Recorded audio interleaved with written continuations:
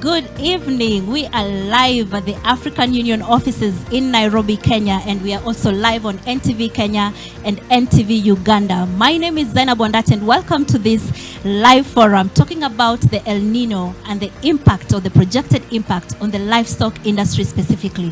You know, a lot of times when we talk about food security, the focus is always on crop production. Rarely do we talk about the impact on the livestock subsector, the livestock that were lost, the impact of those losses and damage, and how these farmers are being prepared for this oncoming El Nino. So we are just about to go into the short rain season, the OND season as the forecasters call it, October, November, December season with the whole Horn of Africa.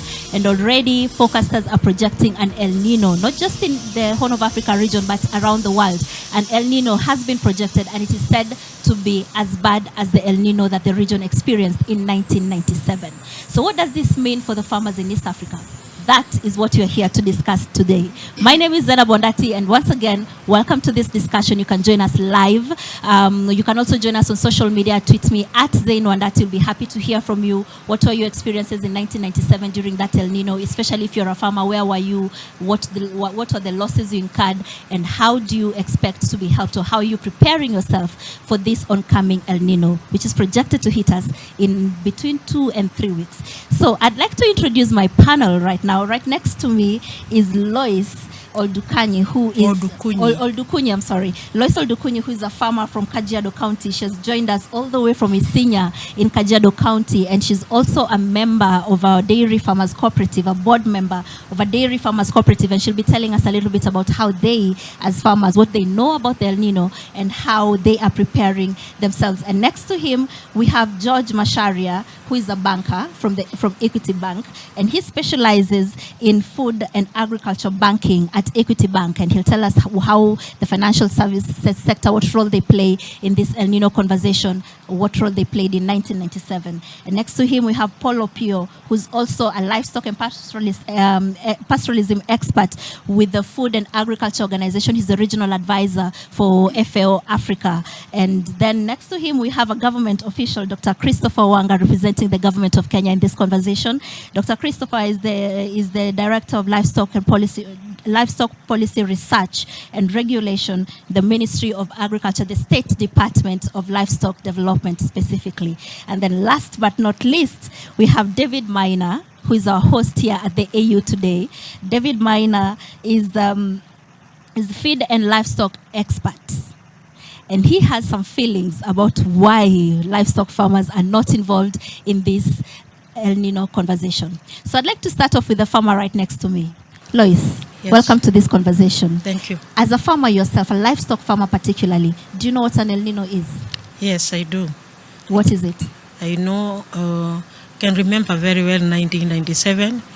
We experienced the first El Nino in our lifetime, and there was a lot of rains and a lot of floods, and we lost many sheep and goat, but the cows were not affected. They are bigger, so they can withstand the flooding. The sheep and goat were affected with Rift Valley fever. To me, El Nino is not a danger to our livestock community if we are taking precaution, because when we experience good rains, the little or the few cows which were left, they will multiply.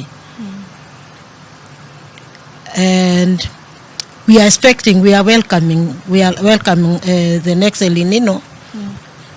But our worry is we have no livestock now because all our cattle were lost during the last drought. So I'm appealing to government to look at it, how they will prepare us. Yes.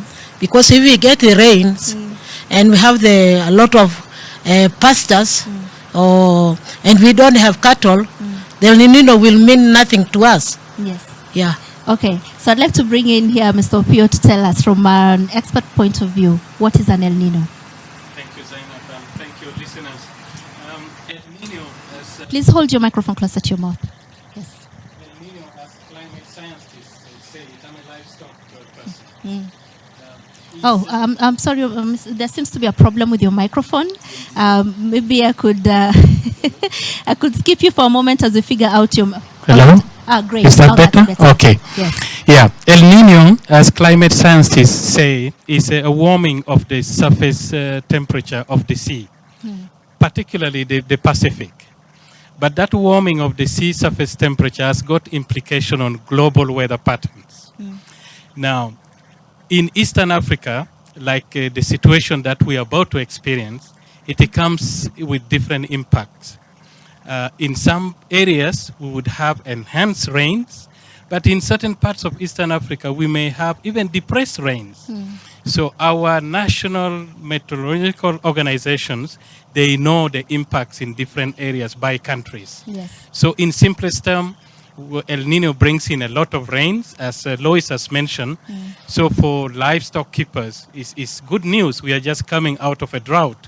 So to hear a lot of rains coming for pastoralists, I think is really good news for the region. Mr. Pio, Lois has talked about the impact to her as a Kenyan farmer. You're from Uganda yourself, right? What was the impact of the 97 El Nino in Uganda? The impact will vary across different livelihoods in Uganda.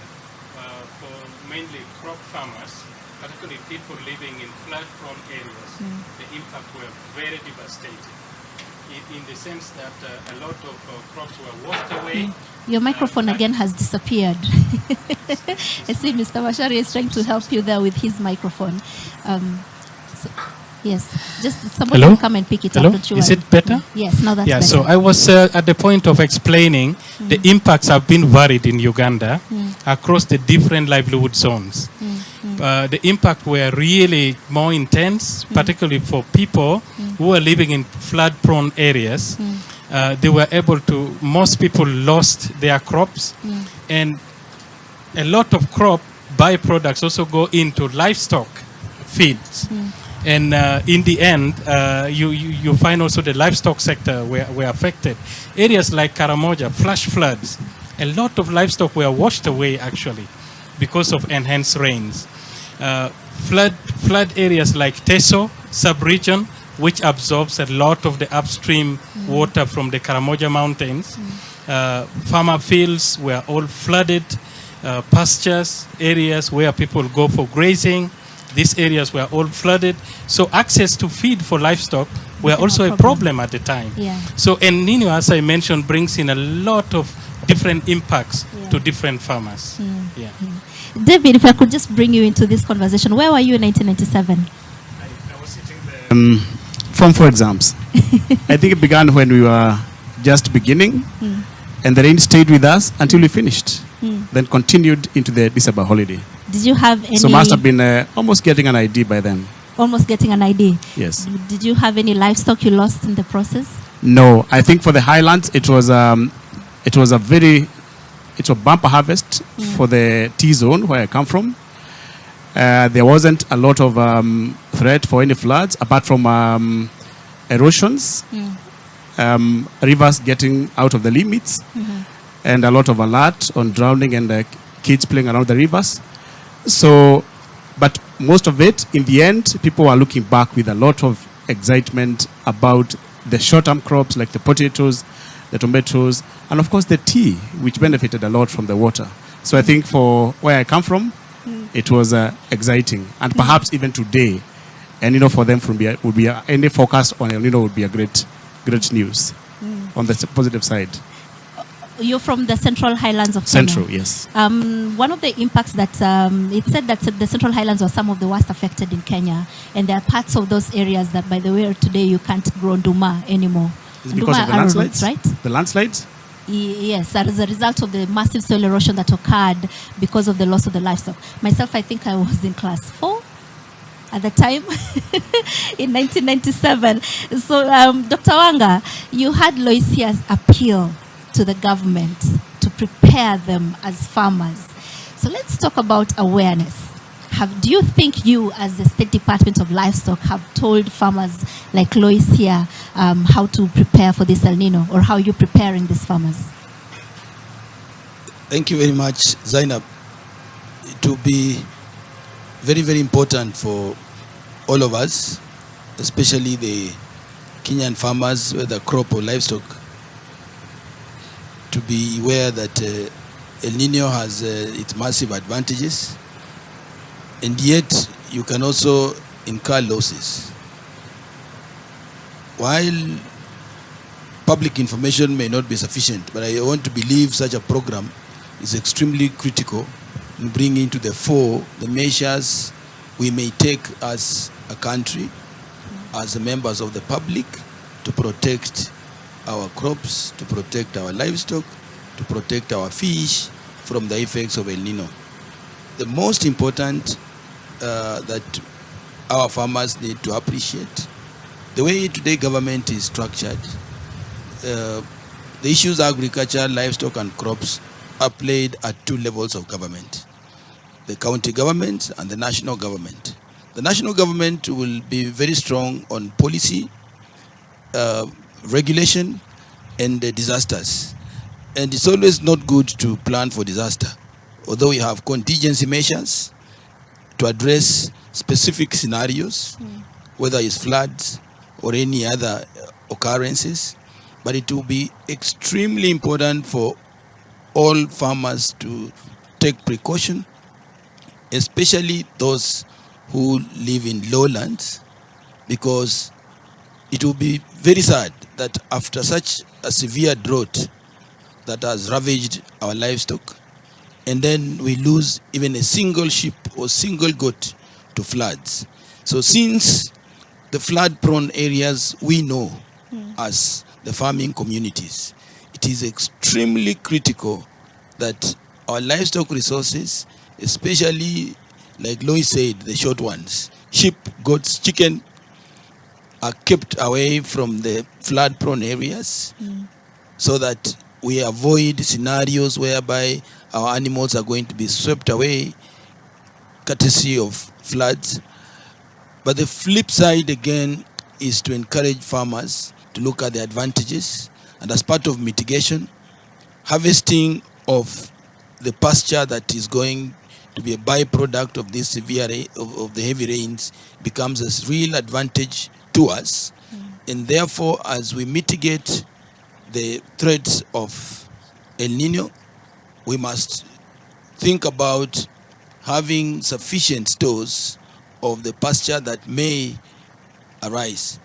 However, for the large-scale farmers who probably are just getting out of harvest period, and they may not have had time sufficient to build their silos and stores, again, speed is of essence so that they're able to pick as much that is left out, because again, continuous flooding on huge farms becomes a risk. So yes, education will never be sufficient, but we must keep reminding of our farmers of the contingency measures that we keep on taking. And this is at the level of policy, at the level of operations, at the level of extension services, right down on our farms. Lois was listening to you very keenly, very keenly as you were speaking. I think she has some follow-up questions for you, but we'll get back to your questions, Lois. I'd like to bring in Mr. Macharia here. From the banking perspective, how are you preparing for this impending El Ninos? Thank you very much, Zainab. And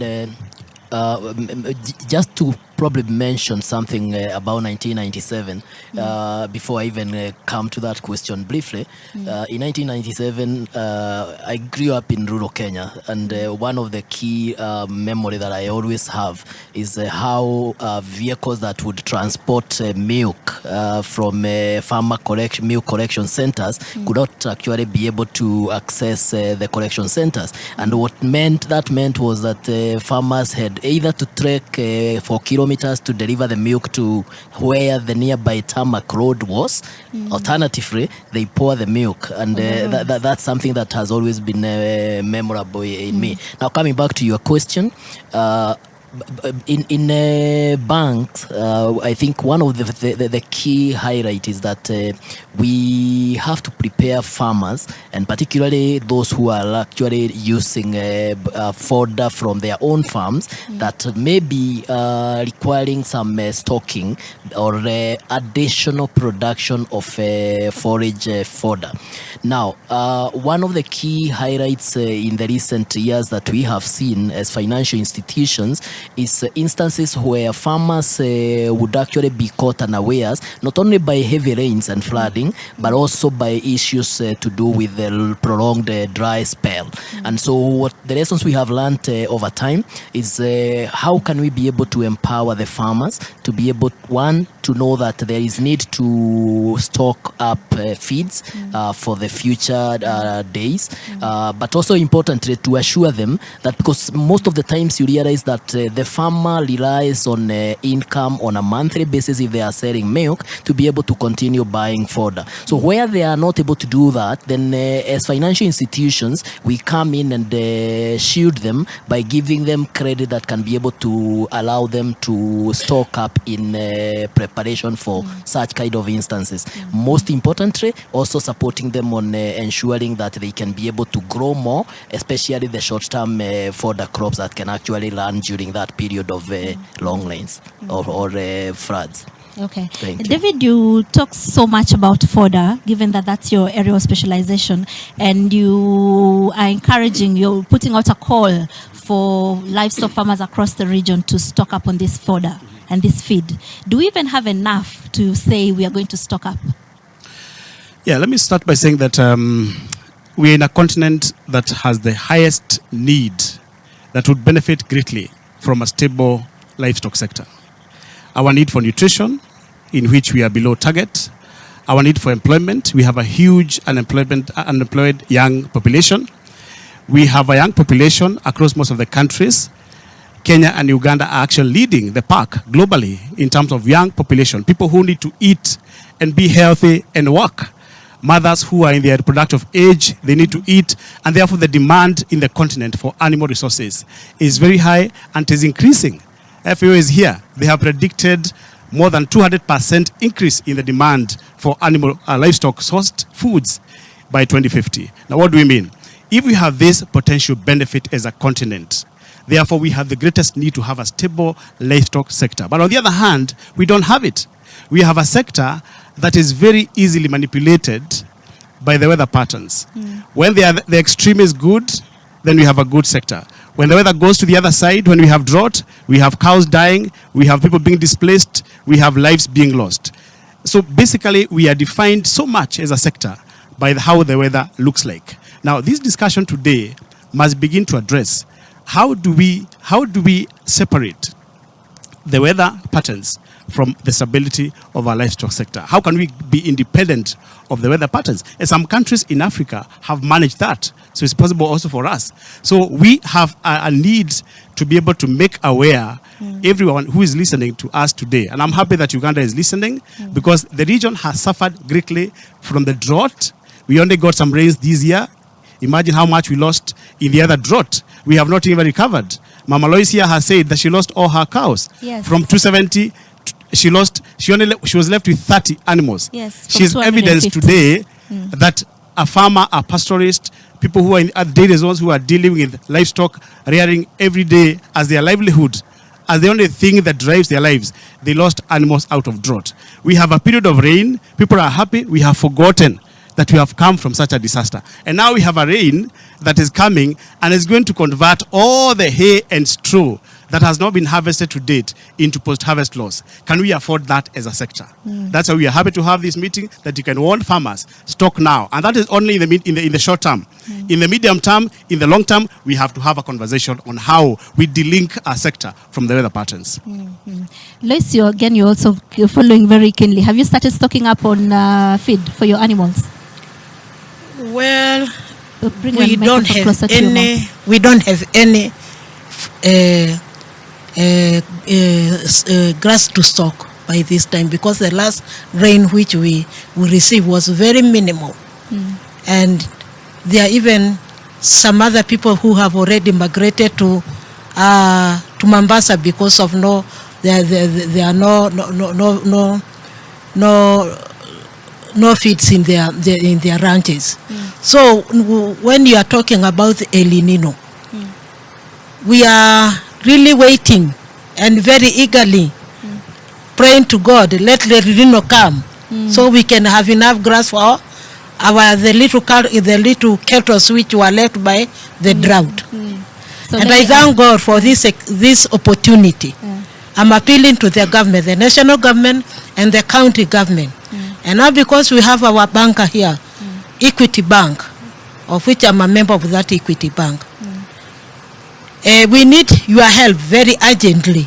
Because if the rains come in 1 week or 2 weeks to come, we don't have any animals. Me, I was privileged. God loved me, at least that I had that. There are some farmers which they lost everything. They closed. No sheep, no cows. So to me, to having that, I take myself to be, very privileged by God. There are many families, out of the 90%, 100%, they lost 95% or 98%. So, and now the rains are coming, El Nino are coming. Why are we going to put all these fodder said we don't have cows?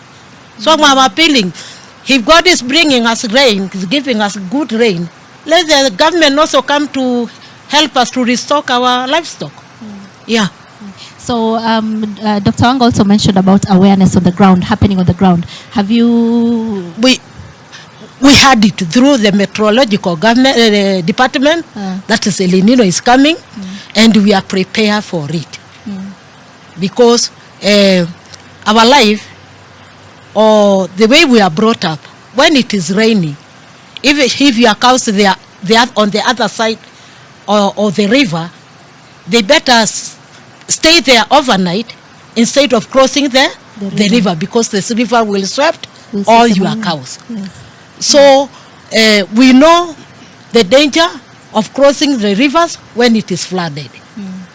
And in our Kajiado community or Kajiado County, the only danger places is the rivers when they are flooded, and even the bridge when they are broken. But the whole of Maasai land, we are really praying, God, let El Nino come so we can have enough grass. And because we are being taught on how to save the fodder, now the problem is how to fence the paddocks, and also to build up the stores to store our fodders.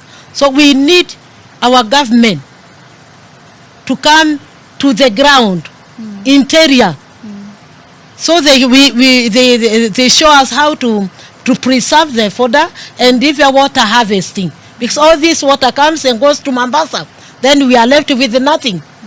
So I'm really happy for this panel, and I believe something will happen in the pastoralist area. Yes. Dr. How do you help communities in these pastoral lands that don't even have this grass to begin with? Because David's analysis indicates that the fodder cover is now 60%, you said? That is now our fodder deficiency. Yes. Which means that Dr. Wanga knows the statistics of the animals we have. The region, it's clear that we really are a region that is depending on livestock, the numbers. But in Kenya alone, they are announcing 60% deficiency. They can only feed 4 out of all the cattle they have in the country. 4 out of 10. So is it a safe place to be? And this call is for who? Is it only for government? Is it for the banks? We really have to look at it in many dimensions to see how do we get ourselves from there. And the situation is not better in other countries. I'm happy that Kenya has done their balance sheet. They can be able to say, yes, we have done it. We see the numbers. We see our problem. But the region and the entire continent is encouraged to have such an analysis, and if possible, be able to review annually to see where do we stand. If we have to continue depending on this sector for wealth creation, for nutrition, for employment, we have to review ourselves every year. Back to Dr. Wanga, I think he has something to say about the fodder deficiency in the country. Yes, because Dr. Wanga, if you can only feed 4 out of 10 livestock, and you're going into a period where you're telling farmers you need to stock up the feed, and Lois here is saying they don't even have that feed to begin with, how do you help them?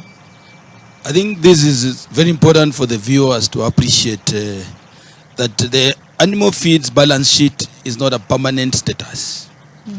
That is work in progress. If you listen to Lois, the moment we'll have rains for a prolonged period of 3 months, the amount of fodder will increase dramatically.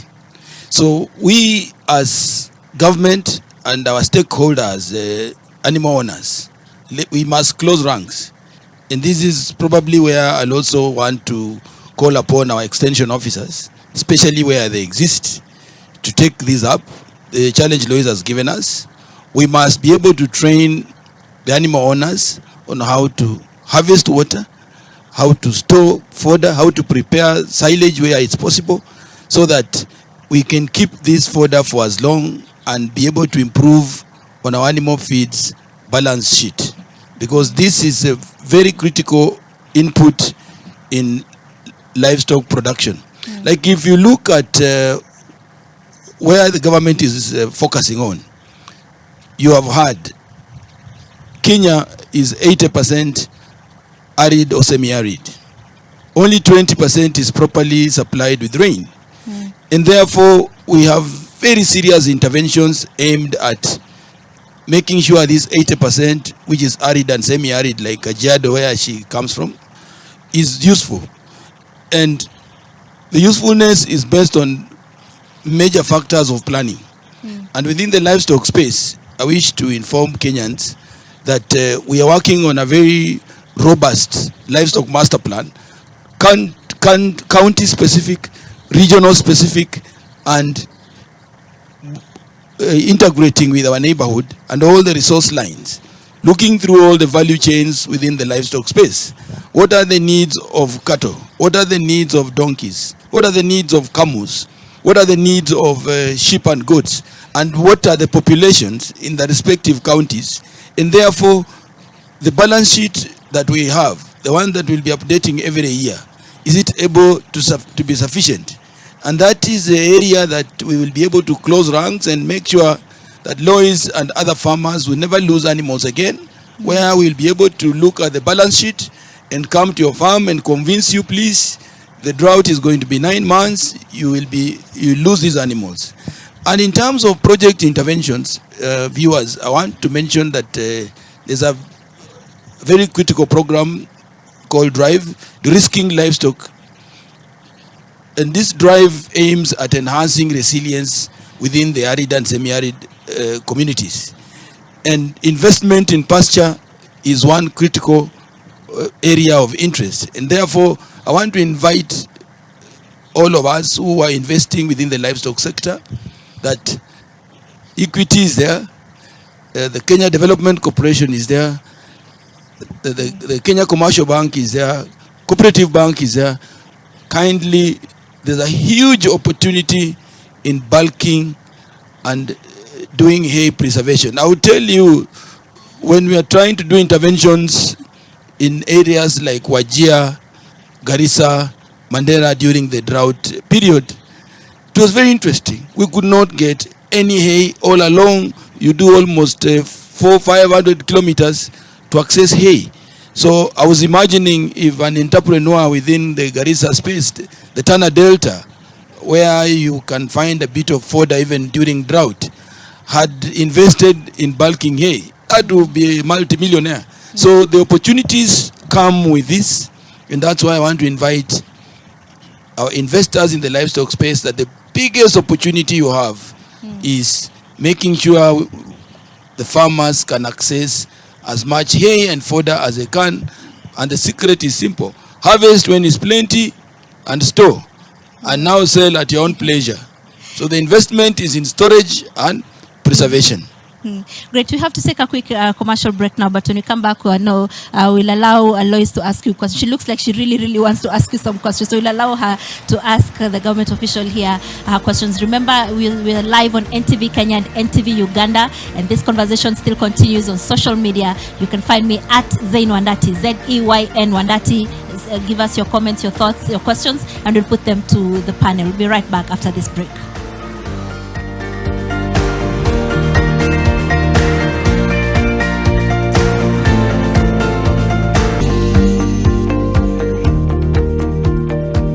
If you are just joining us, we are having a discussion about the impact of the El Nino on the livestock subsector, particularly across the Eastern Africa region. And we're having this conversation at the African Union offices in Nairobi. We've got a farmer on the panel, we've got a government representative on the panel, and we've got a few experts as well as a financial expert. And this conversation is live on NTV Kenya as well as NTV Uganda. And you can join us on social media at Zain Wandati, that's Z-E-Y-N Wandati. Share your thoughts, your comments. Where were you in 1997 during the El Nino then? What losses and damage did you suffer then? And how have you prepared yourself for this oncoming El Nino rains? So before we went on break, we were talking about preparedness on the ground. And I'd just like to draw your attention to a report that the UN published yesterday, the UN OCHA office. It's the Eastern Africa El Nino Forecast and Humanitarian Impact. And the report says that one of the impacts that the Eastern Africa region will suffer, that being Ethiopia, Kenya, Rwanda, Somalia, Tanzania, there's of course the flooding, diseases, this is human diseases, landslides also, and Rift Valley fever. Now, Rift Valley fever was also a concern during, and Lois is nodding very. Rift Valley fever was also a concern during the 1997 El Nino, when nearly 1,000 heads of livestock died in Kenya due to Rift Valley fever. But we have the EAC region. It is technically one land, so animals can move from one region to the other. How do you protect these animals when, you know, Lois is on the border, Isinya is on the border with Tanzania, so that when she's moving her animals to Tanzania, she's not exposed to RVF, and also the animals coming to this other side are also protected from RVF. Opio. Okay, thank you. The issue of cross-border movements or movement of pastoralists is something that is very difficult to control, but in terms of managing and protecting the health of that livestock, it's something we can work on. Now, there are a number of initiatives that are ongoing with the Africa Union, with IGAD, Center for Pastoral Areas and Livestock Development, in coordination with the Ministry of Agriculture, Livestock Department of the different countries in the region. With FAO from 2019, the first memorandum of understanding was signed between the line ministries to coordinate and harmonize their action on control of transboundary diseases. This was with a clear recognition that pastoralists are moving. And this moving population, we need to make sure that when they are moving, the information about the health of those livestock is known by receiving countries. So the countries are coordinating, they are sharing information, they have a platform, they meet regularly. So this is happening. It is working. But there are always, of course, difficulties in accessing some of these areas where pastoralists are.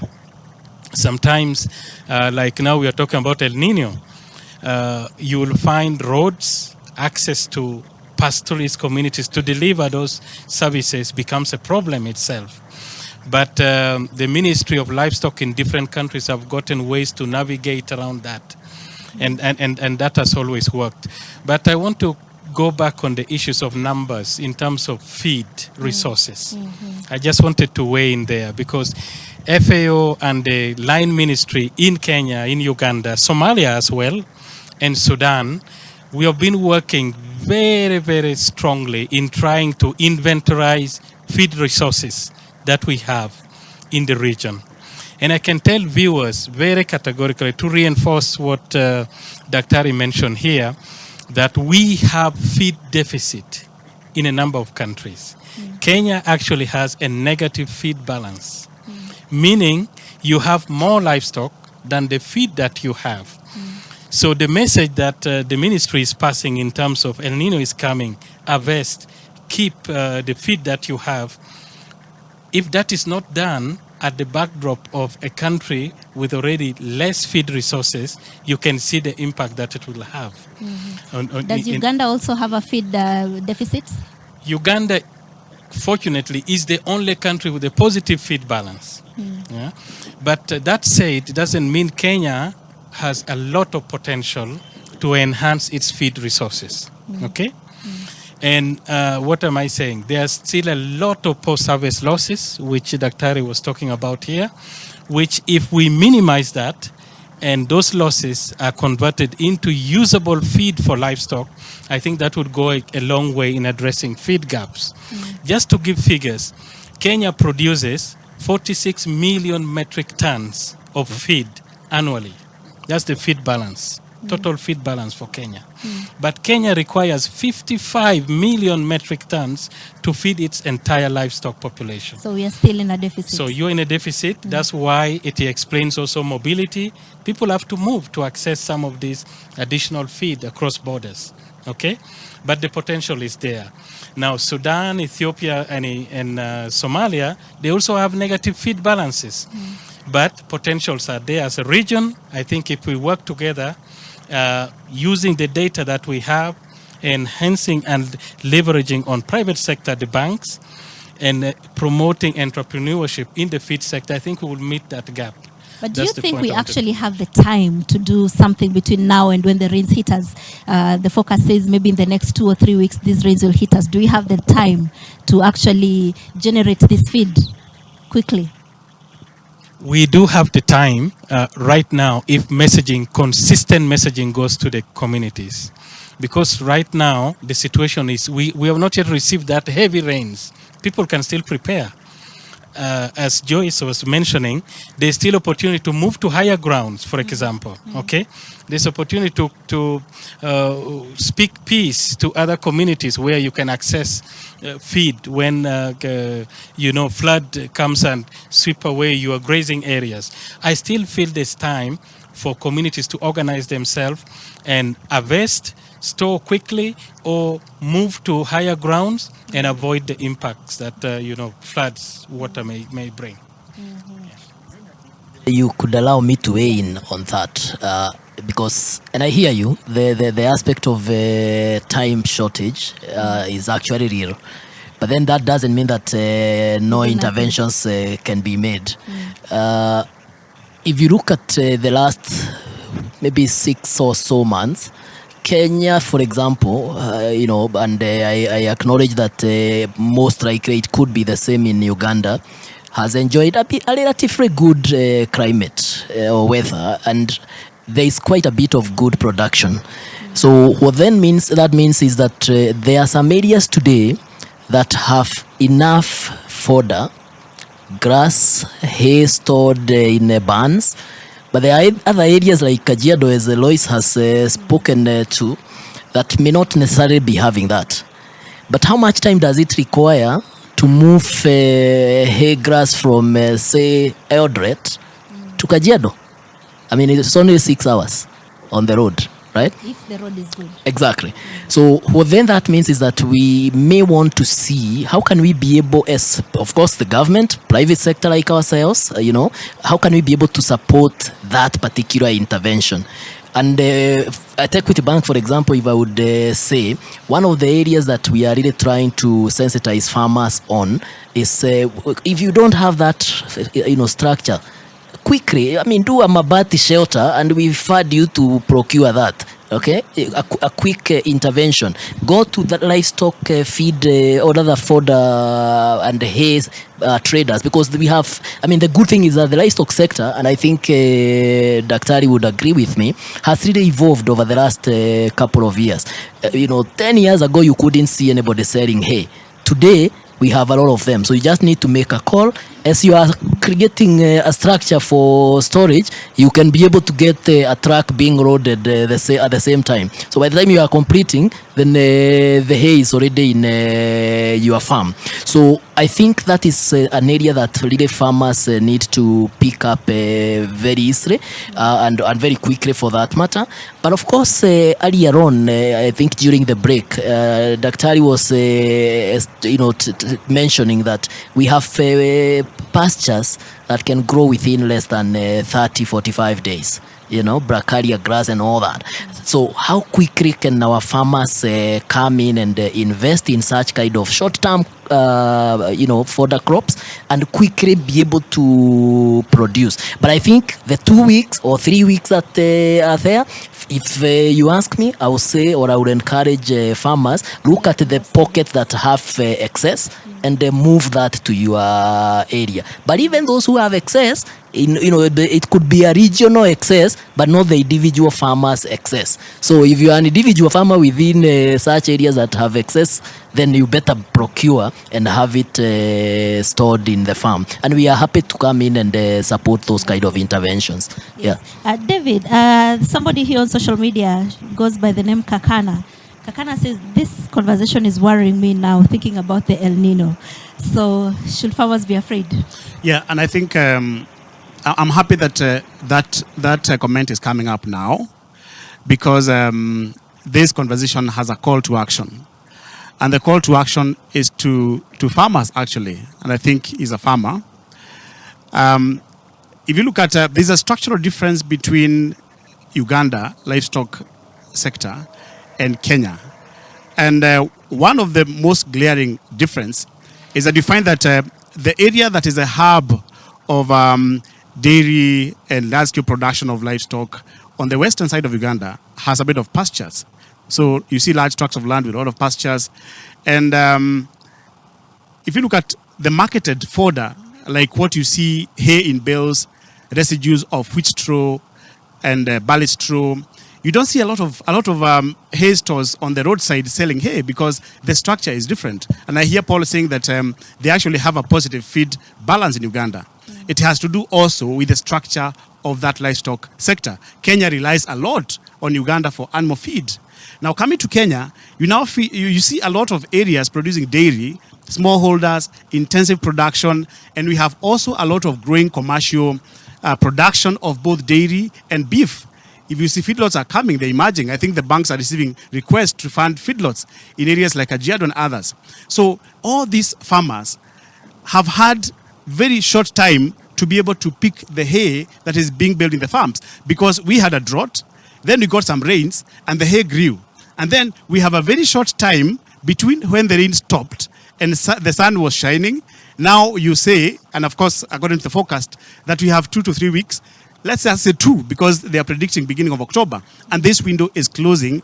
When the sun is not shining anymore, we cannot be able to bale or harvest the hay. When it is raining, tractors can't get to the fields. Now, you can't have baling, and harvesting is a mechanized operation. So it will not be available. So I see that unlike other years, the hay growers have been selling for longer times in other years. But for now, they have a very short period between when it is grown and when it has to be harvested. So how do we ensure that farmers can stock very fast?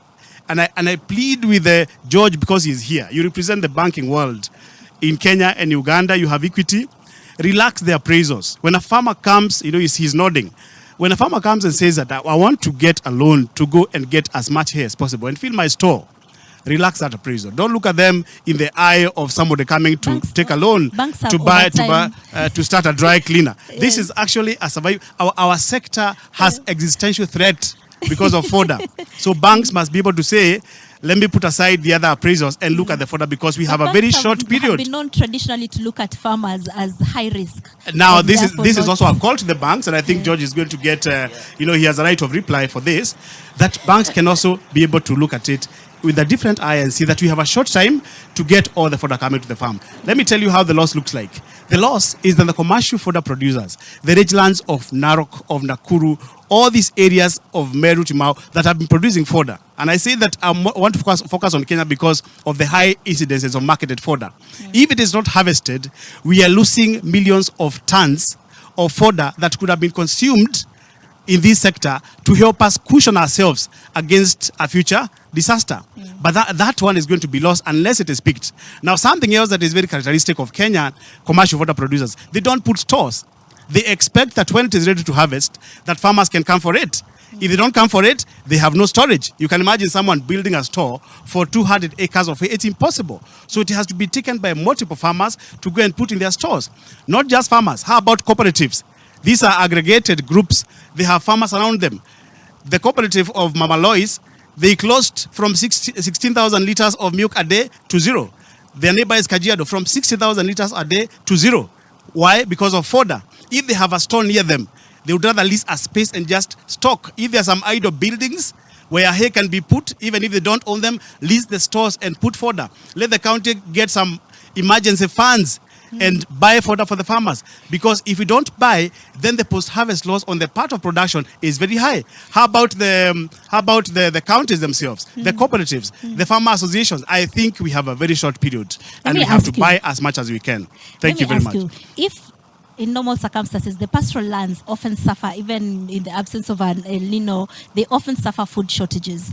And as a country, we still have challenges moving this food because the drought doesn't hit the country the same at the same time. There will always be an area of the country that has more and these pastoral lands that don't have. We still have a problem moving this food from where it is to where it is not. How confident can you be that you can make it happen for livestock farmers? Are you talking about the logistical challenges? Yes. I think right now, and I think as George mentioned, we don't have a major problem. You know, when a truck is picking hay, they actually drive right into the fields and come out. That is what it's about to stop, and that's the biggest fear. And I'm happy that we can make a call to action. Right now, we are having rains in some areas, and then we have a whole day. Right now, it has not rained today. That period when the ground is still dry, that is the time to take that advantage. And I think we also are looking at the side of the livestock producers. Any hay that is not picked now, it is not only a loss to the producer, it's also that we are going to have a missing element of the nutrition of the cattle, because they need a high dry matter forage, and that is going to be hay and straw. If that is missing in their diets, we are also losing productivity because they can't eat enough. These are ruminants.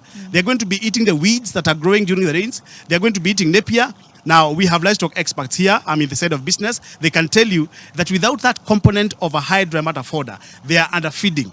Now, can we afford to lose on the side of the production, the milk and the meat?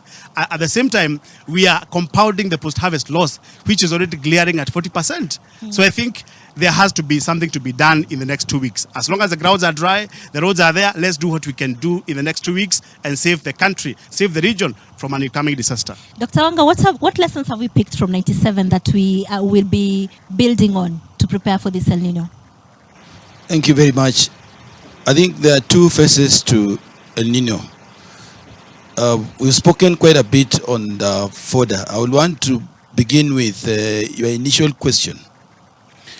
El Nino comes with a lot of vectors reproducing, mosquitoes and other insects, which transmit diseases like Rift Valley fever.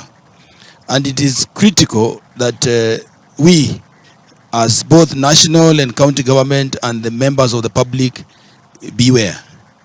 Diseases like Rift Valley fever are highly preventable, and yet they can also cause death of both humans and animals. So we expect, as part of preparedness in terms of the county governments and the national governments, that we are now today stockpiling the veterinary supplies, the vaccines, and any other medicines that may be required for quick intervention, so that you don't have time to run to procure. What do we do in terms of Rift Valley protection? This country has a Rift Valley fever contingency plan, very elaborate. The areas to vaccinate, the high-risk areas, with a history built from 1997, the short El Nino of 2007, and other flood-prone areas. So mine is just to encourage and remind our county governments, especially who are responsible for delivery of veterinary services down at the grassroots level, that they hold the key to the control of Rift Valley fever, especially by ensuring that we can vaccinate our animals, so that, and then we'll also do vector control, so the mosquitoes growth in the areas they normally don't occur will be minimized, to be able to control the effect of Rift Valley fever. So this means you have something going on with the Ministry of Health? Ministry of Health and Ministry of Agriculture. We have a contingency plan where the Ministry of Health know what to do in terms of vector control. The Ministry of Agriculture and Livestock know what to do in terms of vector control. So the issue is stockpiling the vaccines, stockpiling the medical inputs to be able to preempt any scenarios that may be potentially embarrassing in terms of the disease management. Now, in terms of animal feeds and shortages, I want to look at the opportunities. Uganda are our neighbors. The lack of Uganda may not be much of they may not have much investment in the fodder space like Kenya. But the agroecological zone of Uganda is like the 20% of Kenya. So they have pasture growing all around. This ASAL business is our business, Somali, Southern Sudan. So this is something that the Ugandans by nature may be a bit luckier. So the Kenyans, the Somalia, and the people actually in the Horn of Africa have drought as perpetual challenge, have the floods as a perpetual challenge. So I think the call on us in terms of making sure we can address our shortage on animal feeds is basically harvesting and investing in storage. You had it all. If you can't store, then we will not be able to get to even out supplies when we have shortages and when we have plenty. And also there is the issue of stocking rate. Stocking rate, viewers, is keeping animals that are sufficient for the kind of acreage of land you have and for the amount of fodder you store. So if you are able to store a lot of fodder, you can keep n number of animals. And this is where I want to call upon all the livestock farmers to benefit from extension officers who will be able to specifically help you to know your stocking rate so that however much you have shortages, you do not get the losses like the ones we encountered. Okay, so we need to take another quick commercial break so we can tell you what to expect in the news headlines coming up at 9 o'clock. When we come back, we'll give Lois an opportunity. She's been itching to ask some questions herself. We'll give Lois an opportunity to ask her questions, and then we go to what next from here. We'll be right back. Don't go away.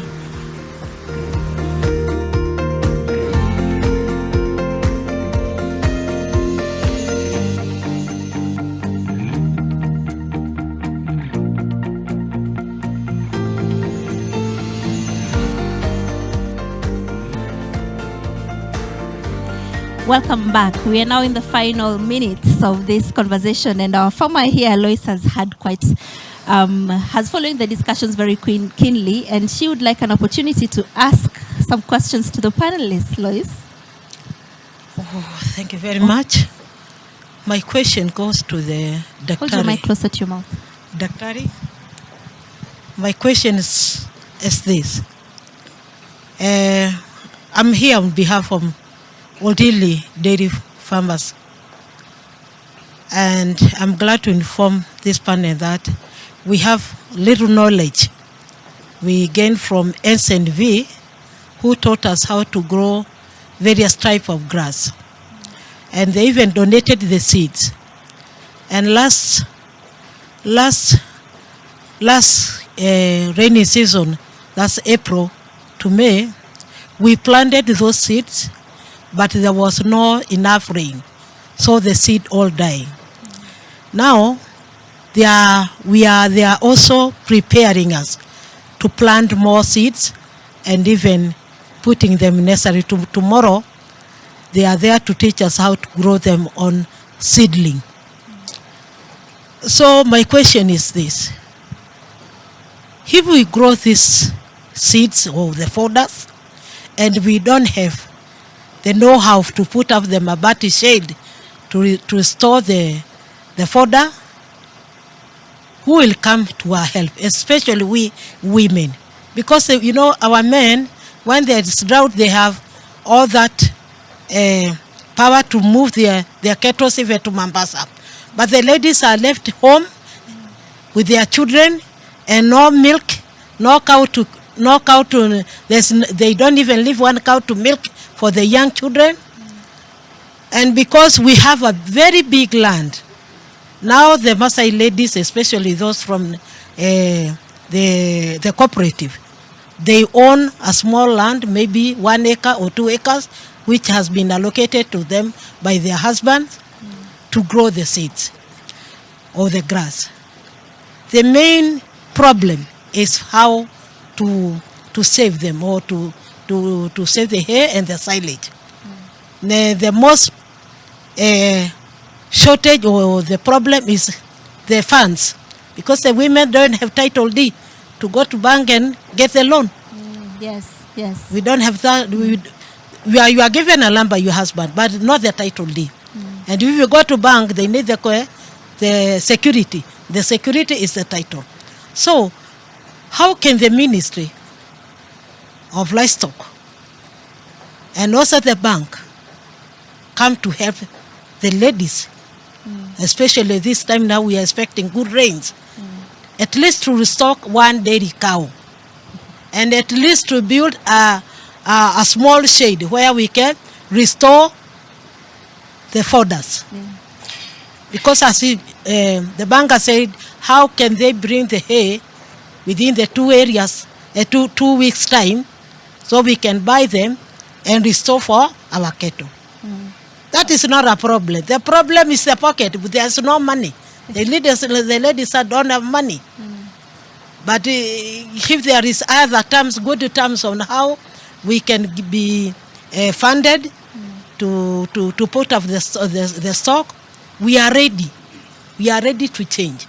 And also I'm appealing to Maasai community, to our men, the younger and the older one.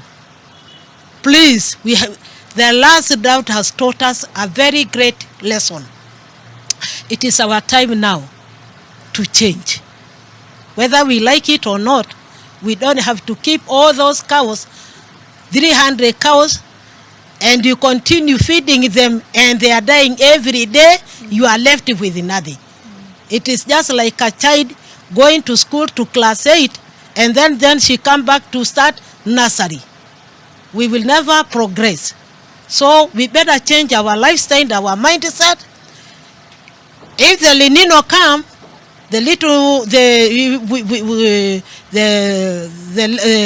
little animals we have, when there is a danger that there's no any other rain, we sell. I appeal to the community. Don't just wait all your cattle to die and then we start crying again. You know, Lois, I was actually going to ask you if you think destocking and reducing the number of livestock could be seen as a solution. And I'm glad you brought it up yourself.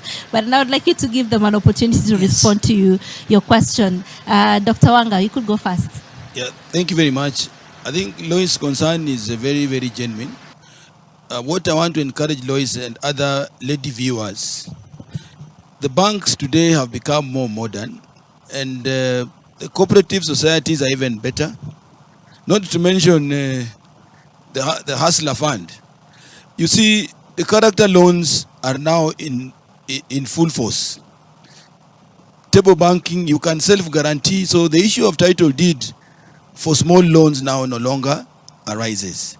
So I want to encourage women will qualify a lot for the character loans.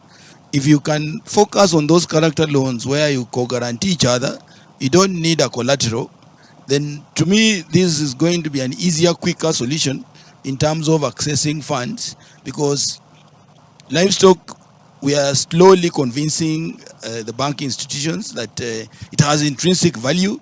You don't have to look at it as a risky venture. And as that goes on, I think we cannot lose the opportunity of the strength of our women, especially in the pastoralist areas. So I want to encourage you, and for the sake of our farmers, I also want to appeal to the county governments, please. 90% of this country is a farming country.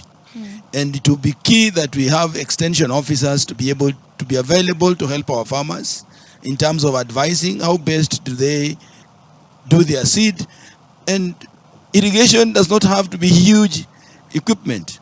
Lois and the other farmers, rain harvesting, water storage is key, so that when you're given seed, when you plant seed and for a reason or the other, drought sets in and you have stored water through whichever means appropriate for your area, you'll be able to still have the seed germinate, and the advice you'll be given by our frontline staff should be able to help you. So here I want to urge our frontline staff, our extension officers, that please calm down, let's help our farmers, because the technology of even growing serious crops exists. That's why Israel has fruits, Israel has livestock, and Israel is a bigger desert than this country. So for me, is for us to ensure that our extension officers are able to help the farmers, like Lois, to make best use of their land, be it 1 acre, half an acre, because the technology is in place.